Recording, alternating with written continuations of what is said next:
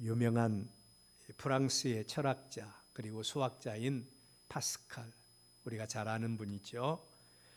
그분이 신실한 믿음의 사람인데 우리의 신앙을 도박으로 비유를 했어요.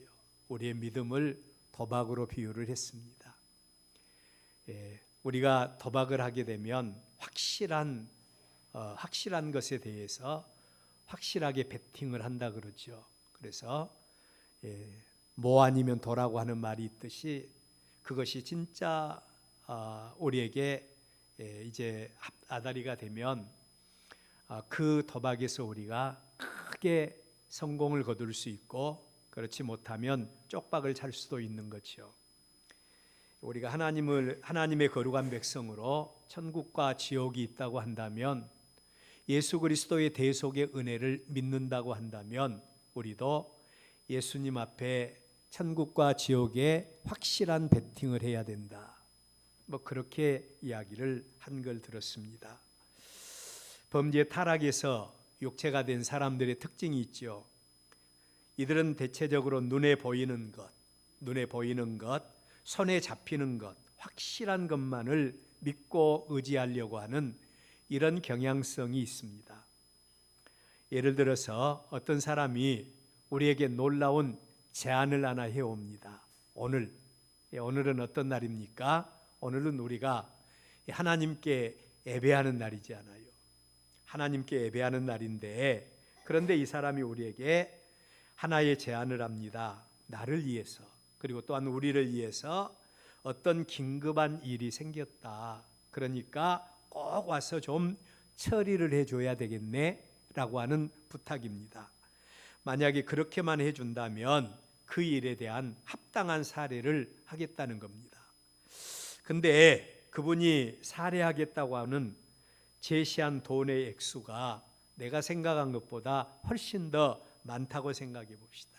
엄청 더 큰 이익을 안겨주는 조건이라고 생각해 봅시다. 여러분, 우리는 우리의 마음이 흔들리겠습니까? 흔들리지 않겠습니까? 대체적으로 많은 분들이 이러한 제안이 들어오면 흔들리고, 그리고 또한 쓰러지고 넘어지게 될 거예요. 반면에 거듭난 사람으로 우리 그리스도인들, 이 그리스도인들은 남들이 알지 못하는 영의 눈이 열린 사람들입니다. 영의 눈이 열려서 하나님을 볼 수 있는 사람들이고, 그리고 예수 그리스도의 구원의 은혜를 누리면서 살아가는 사람들이죠. 이들은 하나님이 누구인가를 알고 하나님이 언약하신 말씀의 의미도 무엇인가를 잘 알고 있는 사람들, 이들이 거듭난 피조물들이에요. 이들에게 어떤 사람이 똑같은 제안을 했다고 우리 한번 가정을 해봅시다. 그렇다면 이들은 어떻게 반응하겠습니까? 하나님의 신실한 백성들은 하나님이 우리의 삶의 중심이 됩니다. 하나님의 말씀이 가라면 가고, 하나님의 말씀이 멈추라면 멈추고, 하지 말라고 하면 하지 않고, 하라고 하면 하는, 하나님 제일주의로 살아가는 하나님의 거룩한 백성들, 이들에게 있어서 세상의 그 어떤 제한도, 어떤 은근 보물이라 할지라도 그 모든 것을 물리칠 수 있는 그런 능력이 거듭난 성도들에게는 있다는 겁니다. 자, 여러분, 그렇다면 오늘 예수 믿고 마음속에 하나님의 성령이 임하심으로 하나님의 거룩한 백성이 된 저와 여러분, 우리에게 만약에 이런 상황이 닥쳐왔다면 우리는 어떻게 반응을 하시겠습니까? 어떻게 반응하겠어요? 우리의 믿음이 육에 속한 믿음이라면 우리는 적당하게 세상과 절충할 수 있겠죠. 그러나 우리가 진짜 하나님 제일주의로 사는 하나님의 백성이고, 파스칼이 말한 대로 하나님 앞에 온전한 베팅을 한 하나님의 거룩한 백성이라고 한다면 결코 흔들리거나 쓰러지거나 넘어지지 않을 것입니다. 자, 여러분, 우리 모두는 심각하게 우리 자신에게 질문을 해야 합니다. 우리의 믿음은 단순한 지식이 아닙니다. 지식이 아니에요. 우리의 믿음은 단순한 고백만이 아닙니다. 우리의 믿음은 실상을 통해서, 현실의 삶을 통해서 구체적으로 나타나고 구체적으로 고백되어져야 되는 것이 바로 우리의 믿음인 줄로 믿습니다. 자, 여러분, 이 믿음을 가리켜서 다른 말로 열매 맺는 믿음이라고 그래요. 제가 이런 말씀을 드린 이유가 있습니다. 오늘 우리의 본문 말씀을 보면 예수님의 수제자인 베드로, 그리고 베드로를 비롯한 5명의 제자들, 그들은 이미 부활하신 예수님을 2번이나 만난 적이 있어요. 십자가에 못 박아 죽으시고 부활하신 예수님께서 그분에게 그 제자들에게 2번이나 만나 주었어요. 뿐만 아니라 그들은 예수님께서 그들에게 주신 언약의 말씀에 대해서도 잘 알고 있는 그들입니다. 그럼에도 불구하고 그들에게 부활하신 예수님께서 이전 십자가에 못 박아 죽으시기 전과는 전혀 다른 분으로 예수님이 그들 가운데 역사한 겁니다. 이전에 예수님은 매일 그들과 함께 동고동락을 했지요. 그들 또한 예수님과 함께하는 삶을 이전에는 살았습니다. 그들의 눈에 비춰진 예수님의 모습은 대단한 분이었지요. 어떤 질병에 걸렸든지, 어떤 문제 가운데 있든지, 어떤 귀신에게 고통당하든지 이분만 만나면 모든 문제를 해결해 주는 그런 대단한 분이셨습니다. 그래서 예수님에 대한 그들의 기대감도 매우 컸습니다. 예수님이 그들과 함께하는 삶 속에서는 그들은 아무런 염려나 아무런 두려움이나 근심도 없었어요. 그런데 그 예수님께서 십자가에 못 박아 죽으시고 부활하신 다음에는 그들이 전에 알고 있던 예수님의 모습과는 다르게 그들 가운데 나타나신다는 겁니다. 우선 그들과 함께 하시마 약속하신 예수님이 그들의 눈에 보이지 않는 거예요. 우리 예수님께서는 내가 너희와 함께 하리라, 너희들이 어떤 형편과 처지 속에 있을지라도 나도 그 가운데 있느니라 예수님께서 말씀하셨지 않아요? 그러나 제자들의 눈에는 그 예수님이 보이지 않아요. 여러분의 눈에는 그 예수님이 보이십니까? 자, 여러분, 그래서 그들은 예수님의 제자로서 우리가 할 수 있는 일이 뭔가 자기 자신들을 들여다본 겁니다. 그리고 생각하기를 우리가 이렇게 살다가는 죽도 밥도 안 되겠다고 그들은 생각한 거예요. 그래서 그들은 궁예지책으로 생각하기를 어떻게 했으면 좋겠는가. 그들이 이전에 했던 일들, 바다에서 고기 잡는 일이라도 해야 되겠다라고 하는 생각을 갖게 된 겁니다. 그래서 예수님의 수제자인 베드로가 앞장서서 나는 고기 잡으러 가겠노라고 선포를 했고, 다른 5명의 제자들도 동조해서 우리도 함께 고기를 잡으러 가자 해서 함께 고기를 잡으러 간 장면, 그게 바로 오늘 우리가 읽은 본문의 배경입니다. 자, 여러분, 너는 베드로라, 내가 너를 사람 낚는 어부가 되게 하리라고 해서 예수님을 따랐던 베드로, 그 예수님과 3년 동안이나 동행했습니다. 십자가의 구원의 완성까지라도 베드로는 목격을 했습니다. 그럼에도 불구하고 그 예수님이 자기들의 생각과는 다르다는 겁니다. 자기들의 생각과는 달리 예수님이 보이지 않습니다. 예수님이 손에 잡히지 않습니다. 그러니까 그들의 믿음이 한순간에 무너져 버린 겁니다. 한순간에 무너져 버렸어요. 예수님이 없는 제자들의 모습은 한순간에 옛날 자신들의 과거의 삶으로 돌아가 버린 모습입니다. 예수님의 제자들 뿐이겠어요? 거듭나지 못한 믿음, 육에 속하여 눈에 보이는 것과 손에 잡히는 것만을 바라보고 믿는 이 믿음, 이런 믿음의 반응도 언제든지 우리의 믿음도 어떤 모습으로 변질될지 알 수가 없다는 것입니다. 그렇다면 이런 상황 속에서 예수님을 떠나 자신들의 삶의 본래 삶의 모습으로 돌아가 버렸던 제자들의 삶의 현장의 모습이 어떻습니까? 오늘 저와 여러분이 이런 부분에서 제자들의 삶의 모습을 보는 게 아니라 나를 바라보고 우리의 삶의 모습을 조명해 볼 수가 있어야 돼요. 제자들의 삶의 모습이 어떠했는가? 그러한 제자들에게 예수님은 또 어떤 모습으로 역사해 주셨고, 삶의 현장에서 예수님을 만난 제자들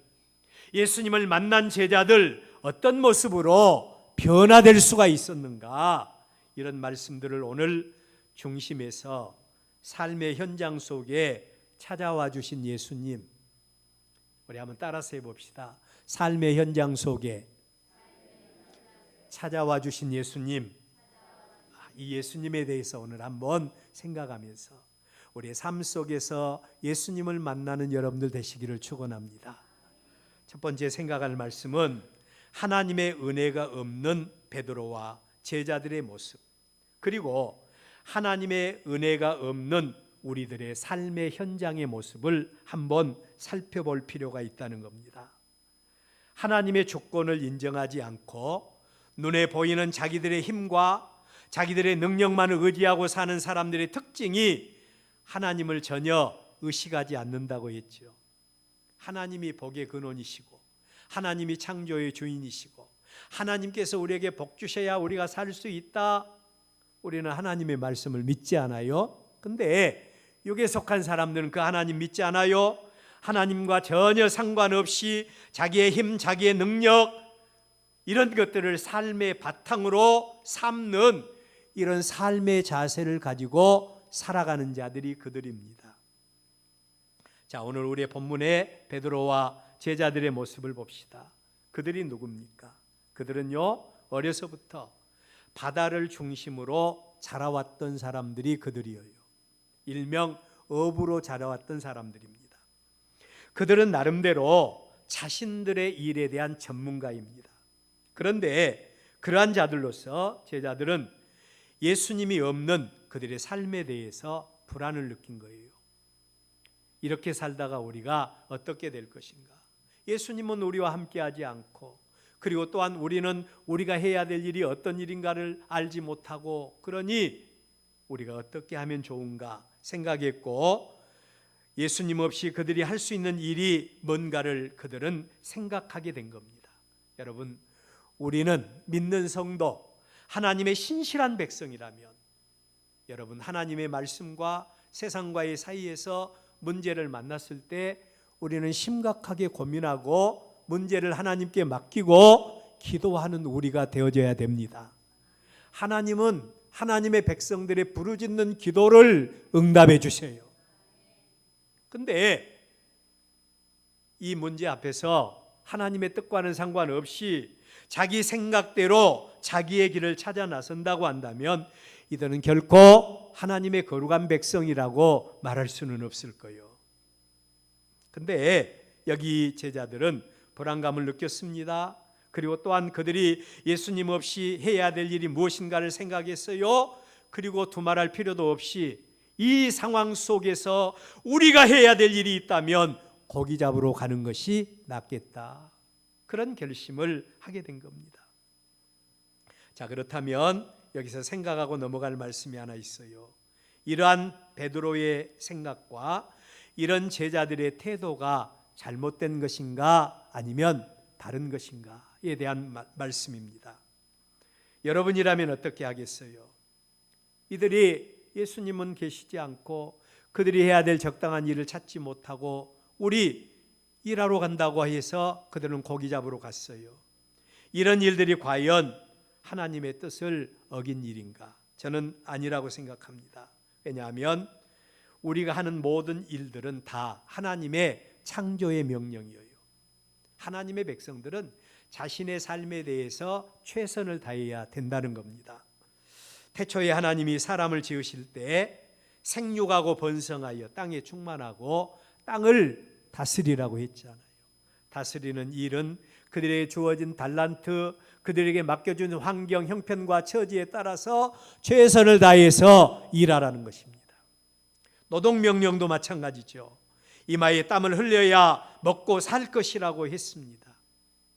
하나님이 오직 그의 백성들에게만 주신 안식일 명령도 마찬가지입니다. 출애굽기 20장 9절로 10절 말씀을 보면 엿새 동안은 힘써 내 모든 일을 행할 것이다. 엿새 동안은 힘써 내 모든 일을 행할 것이다. 일곱째 날은 내 하나님 여호와의 안식일인지요. 여호와의 안식일인지요. 너나 내 아들이나 내 딸이나 내 남종이나 내 여종이나 내 가축이나 내 문 안에 머무는 객이라도 아무 일도 하지 말라라고 말씀을 한 겁니다.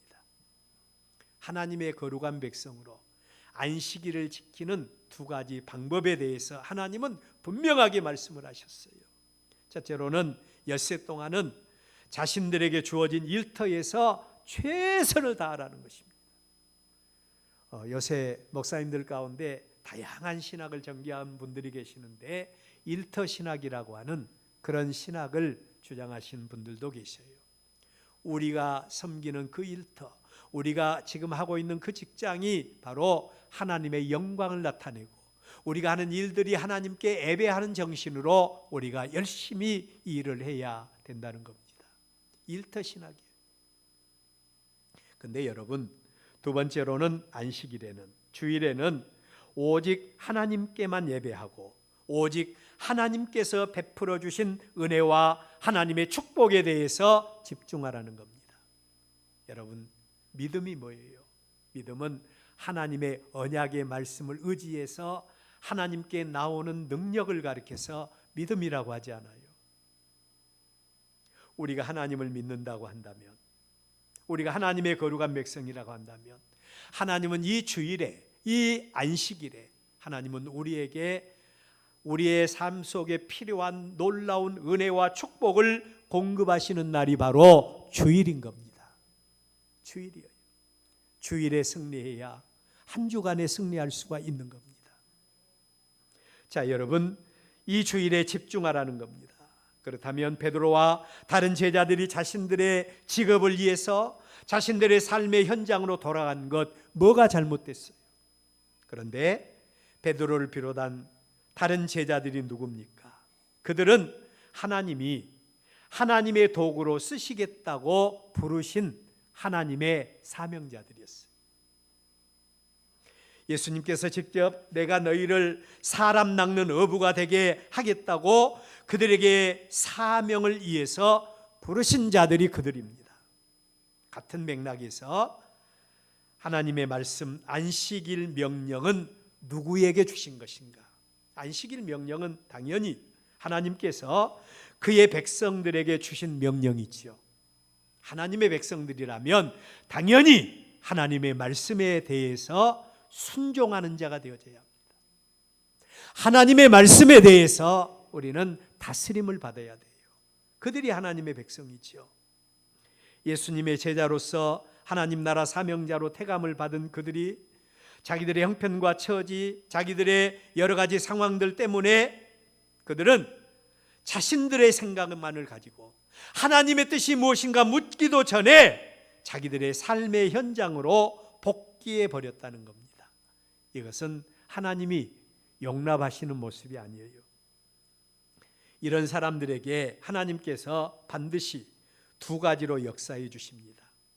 첫 번째로는 하나님도 더 이상 그들을 위해서 역사해 주시지 않으세요. 여러분, 하나님의 은혜가 없는 세상을 여러분들 상상해 보세요. 우리는 엊그제 많은 비로 인해서 비극적인 사건을 맛보게 되었는데, 전라북도의 한 의대생이 MT를 갔다가 하수구에 빠져서 휩쓸려서 사망하는 사건이 일어나게 되었죠. 이 아이가 의대에 들어갔을 때 그 부모들이 얼마나 기뻐했겠어요. 근데 그 아이가 MT 갔다가 생태 같은 아들이 이렇게 운명을 달리하는 이런 어려움을 겪게 되는 안타까운 모습을 볼 수 있어요. 스스로 섰다 할 수 있는 사람이 누가 있겠습니까?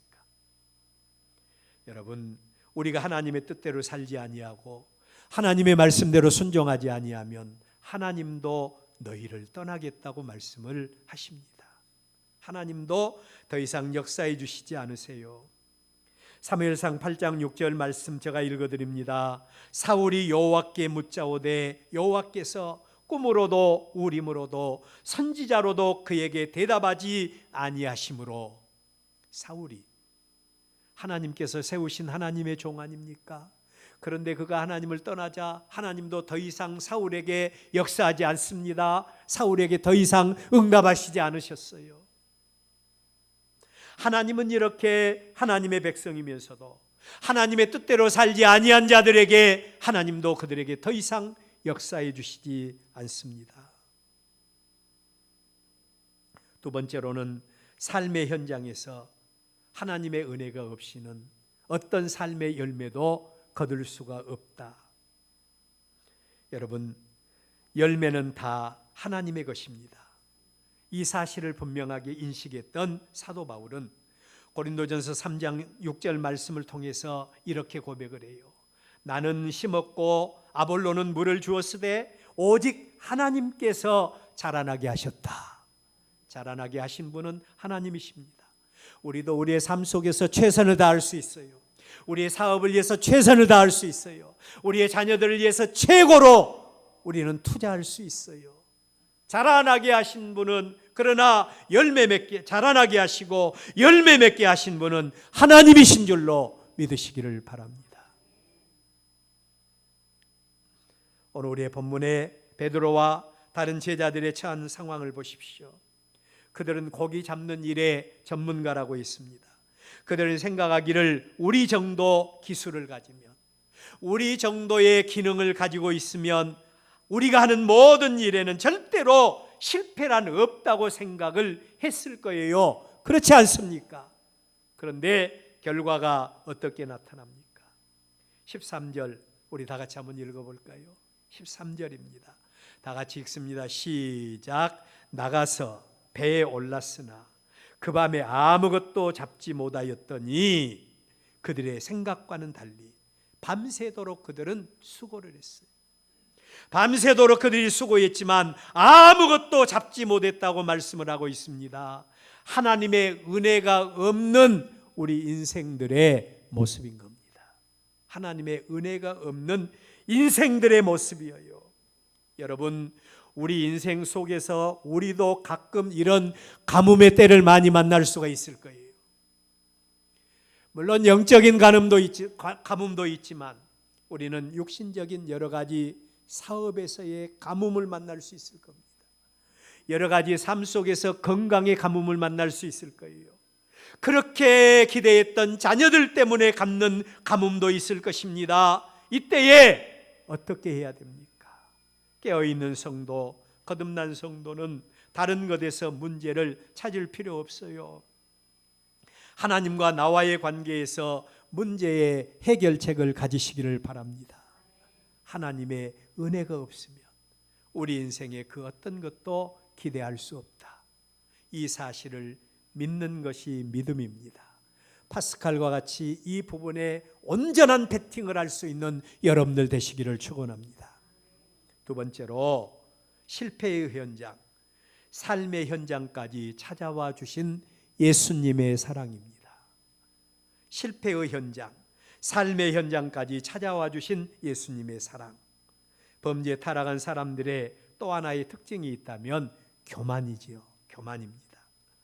하나님의 영광을 자기 것으로 만들어버리는 어리석은 생각들을 하고 있어요. 그래서 하나님은 그 백성들의 삶의 현장을 찾으시는데 하나님은 절대로 형통하거나 잘 때는 삶의 현장은 잘 찾지 않으세요. 그러나 기억하십시오. 우리의 풍성한 열매의 현장은, 우리의 풍성한 축복의 현장은 절대로 여러분 이유가 없이 우리에게 주어진 것이 아니라, 운이 좋아서 주어진 것이 아니라 하나님의 은혜인 줄로 믿으시기를 바랍니다. 그래서 이 현장에서 영의 눈이 열린 사람들은 하나님 앞에 교만하거나 자만하지 아니하고 감사로 영광을 돌리는 자들입니다. 그래서 하나님이 제일 기뻐하는 사람들이 감사의 사람들이에요. 어떤 신학자가 이런 이야기를 했습니다. 우리는 보통 형통한 삶의 현장에 하나님이 임재해 계시고 고통의 현장에는 하나님이 임재해 계시지 않을 것이라고 생각한다. 이게 바로 보통 사람들의 생각이에요. 그런데 이 신학자가 말하기를 아니라는 거예요. 하나님은 형통하고 복된 현장에 대해서는 멀리 떨어져서 관망하고 계신다는 겁니다. 멀리 떨어져서 그들의 형편과 처지를 바라만 보고 계세요. 그러나 고통의 현장, 아픔과 실패의 현장에 하나님은 가장 가까이 계셔서 그들 중에 역사하시고 그들과 함께 하신다는 겁니다. 이게 바로 이 신학자가 하나님에 대해서 깊이 연구한 결론이었어요. 오늘 우리의 본문에 예수님을 보십시오. 예수님께서 그의 제자들에게 찾아오셨어요. 어떤 현장이었습니까? 실패의 현장입니다. 그것도 가장 적절한 때 밤새도록 그물을 던졌어요. 자기들의 기술, 자기들의 어떤 지금까지 가지고 있었던 어떤 경력, 자기들의 기능, 이것만 가지고도 충분히 그들이 살 수 있다고 생각했는데 밤새도록 그물을 던졌지만 한 마리의 고기도 잡을 수가 없었다는 겁니다. 얼마나 낙심이 됐겠어요? 얼마나 좌절이 됐겠습니까? 이런 허탈한 마음을 가지고 새벽에 그물을 걷어서 돌아오는 길인데 그 시간, 가장 적절한 때에 날이 새어갈 무렵에 예수님께서 그의 제자들을 찾아오신 겁니다. 제자들 찾아오셨어요. 실패의 현장에서, 낙심한 현장에 찾아오신 겁니다. 그리고 두 번째로 자기 생각, 자기 고집을 쫓아서 나간 제자들을 향하여 책망하거나 그리고 또한 벌하지 아니하시고 오히려 가장 사랑스러운 음성으로 예수님께서 그들을 대하여 주시는 모습이에요. 뭐라고 합니까? 얘들아, 너희에게 고기가 있느냐? 라고 묻습니다. 여러분, 경망스럽게 들리지 않아요? 다 큰 제자들을 바라보며 얘들아, 너희에게 고기가 있느냐?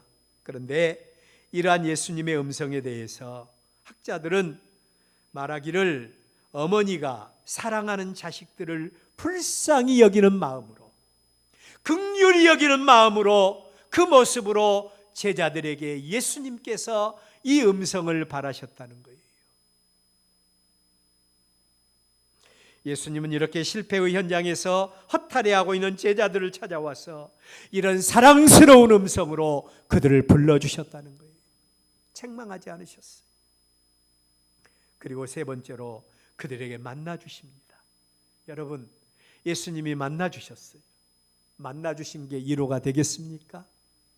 만나주셨을 뿐만 아니라 그들의 모든 문제의 해결책까지 제시해 주십니다.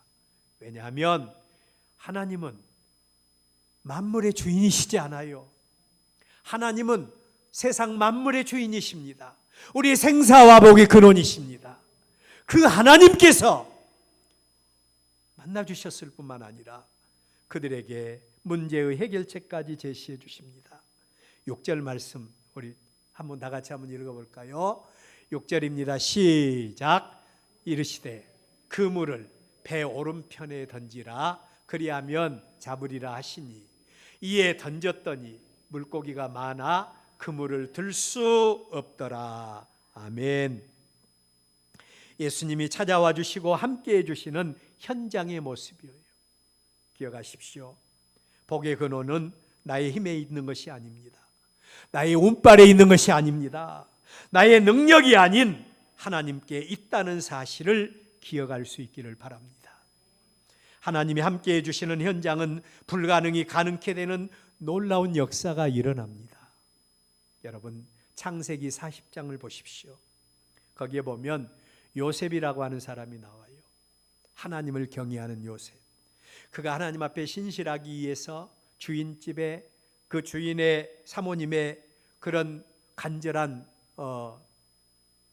이런 유혹에도 불구하고 그가 모든 유혹을 물리치고 그리고 옷을 벗어놓고 뛰어나왔는데 결국은 억울한 누명을 쓰고 왕의 제수들이 갇히는 감옥, 그러니까 역적들이 갇히는 감옥에 갇히게 됩니다.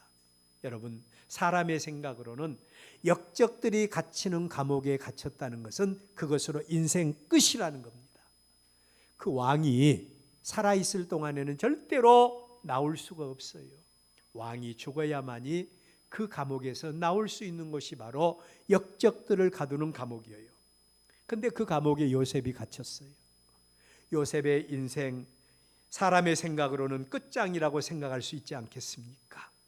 그런데 하나님이 이 요셉에게 관계해 주십니다.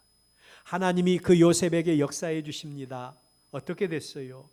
하루아침에 요셉이 그 감옥에서 구출을 받았을 뿐만 아니라 그 강력한 애굽의 총리가 되는 놀라운 인생 반전의 역사가 일어나게 됩니다.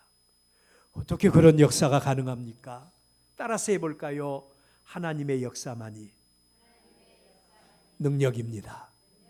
할렐루야. 우리 인생 가운데에도 인생 끝나버렸다고 생각할 부분이 있을 거예요. 이제 내 인생은 끝나버렸다, 그렇게 생각할 부분이 있을 거예요. 소망이 없다고 생각할 부분이 있을 거예요. 그럴 때마다 하나님 바라보십시오. 하나님이 관계해 주시고 찾아와 주시고 해결해 주시면 인생 반전의 역사가 일어날 줄로 믿습니다. 그 현장에 우리 예수님이 찾아오셨습니다. 여러분의 삶의 현장에 예수님이 찾아와 주시는 은혜가 있기를 바랍니다. 합력하여 선을 이루신 하나님을 생각하면서 믿음으로 인내하고 기다리고 기도하시는 여러분들 되시기를 축원합니다. 마지막으로 삶의 현장, 실패의 현장에서 꼭 이루어져야 될 일이 있어요. 실패의 현장에서 꼭 이루어져야 될 일이 있습니다. 바로 실패의 현장에 찾아와 주신 예수님을 그 현장 가운데서 만나야 된다는 겁니다. 그 현장 가운데서 만나야 돼요. 오직 그분께만 영광을 돌리는 우리가 되어져야 합니다. 열왕기상 11장 37절 38절에 보면 하나님이 여로보암이라고 하는 사람에게 하나님의 종 선지자 아이야를 통해서 그 삶의 현장을 하나님께서 찾아가서 방문케 하시는 그런 장면이 나와요. 삶의 현장에 방문해 주십니다.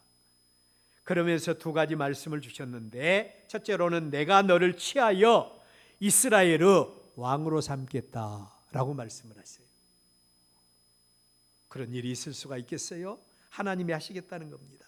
그리고 두 번째로는 네가 만일 내가 명령한 대로 모든 일에 순종하고 내 길로 행하며 내 눈에 합당하게 행하면 내가 다윗을 위하여 세운 것 같이 너를 위하여 견고한 집을 세워주겠다 라고 말씀을 하셨어요. 여러분, 이런 하나님의 말씀 속에서 하나님을 만나야 됩니다. 하나님을 만나야 돼요. 그렇다면 삶의 현장을 찾아와서 만나주신 하나님에 대해서 이 여로보암은 어떻게 했습니까? 중심으로 그가 하나님을 만나서 중심으로 그가 하나님의 말씀대로 순종하고 하나님의 뜻대로 살았다면 다윗 왕에게 주셨던 은혜와 복이 그 가정에도 임할 줄로 믿습니다. 그런데 그 하나님을 만나지 못한 겁니다. 하나님의 은혜로 세움을 받았으면서도 자기의 형편과 처지 속에서 위기 상황을 만나게 되었을 때 하나님보다는 자기 생각대로 나아가다가 하나님 앞에 버림받는 이 여로보암의 모습입니다. 반대의 말씀을 하나 드려야 되겠지요. 바벨론의 포로로 잡혀갔던 다니엘을 보십시오. 바벨론 왕이 다니엘을 비롯해서 10사람의 유능한 청년들을 데려다가 바벨론화 교육을 시키지 않습니까? 그리고 그들에게 또 바벨론 왕은 유대식의 모든 이름들을 다 버리게 하고 계명까지 하게 했잖아요. 그래서 이 다니엘도 벨드사살이라고 하는 이름을 가졌어요. 근데 이 다니엘이 평생을 살면서 벨드사살로 살았습니까? 아니면 다니엘로 살았습니까? 다니엘은 벨드사살이라고 하는 이름을 버리고 그는 하나님의 거룩한 백성으로 다니엘의 삶을 삽니다. 삶의 현장에서 하나님을 만났고 오직 하나님 중심의 삶을 살았던 다니엘입니다. 그랬더니 하나님이 어떻게 하셨어요? 우리 한번 따라서 해봅시다. 그의 삶을 책임져 주셨다. 할렐루야. 그의 삶을 책임져 주신 겁니다. 여러분, 삶의 현장, 아무리 실패해서 한 치 앞이 내다보이지 않는 그 현장이라도 하나님을 만나는 은혜가 여러분에게 있기를 바랍니다. 하나님을 만나야 돼요. 오늘 우리의 본문의 제자들을 보십시오. 예수님이 찾아와 주셔서 승리한 현장, 회복의 현장에서 그들은 예수님을 다시 만나게 된 겁니다. 우리의 삶의 현장, 축복과 실패의 현장에 우리 예수님이 찾아와 주셨어요. 예수님이 찾아와 주셨습니까? 우리는 그 현장 속에 찾아와 주신 예수님을 만나는 삶을 살고 계세요. 아무리 삶의 현장에 주님이 찾아오셨다고 해도 영의 눈이 열리지 않고 나 중심의 삶을 살고 내가 죽지 아니하고 내 생각 내 마음이 나를 주관하는 삶이라면 우리도 여로보암과 같이 우리는 진짜로 주님을 만날 수가 없습니다. 주님을 만날 수 없어요. 우리는 삶의 현장에서 말씀하시는 주님의 음성을 들으면서 그 말씀에 순종하는 삶을 살고 있는지 자신을 한번 돌아보십시오. 여러분, 우리에게 하나님이 주신 은혜는 기회라고 하는 은혜입니다. 여러분 아시죠? 기회는요, 오는 기회는 잡을 수 있지만 지나가 버린 기회는 잡을 수가 없는 겁니다. 하나님께서 우리에게 기회 주셨어요. 우리의 삶의 현장에 찾아오셨습니다. 우리는 그 하나님을 만나야 합니다. 우리의 삶의 현장에서 우리의 직장과 우리의 자녀 교육과 우리의 건강과 우리의 가정과 생업의 현장에서 주님이 찾아와 주시는 은혜가 있기를 바랍니다. 주님이 찾아와 주실 뿐만 아니라 우리에게 관계해 주시고 문제를 해결해 주시는 은혜가 있기를 바라고 그 현장에서 주님 만나는 은혜가 있기를 주의 이름으로 축원합니다. 그래서 우리 모두가 다 같이 주님과의 관계를 회복하고 하나님이 하나님 되어 주시는 은혜가 우리의 평생에 이어지며 자자손손 하나님의 은혜가 지속되어지는 그 복이 우리의 복이 되시기를 축원합니다.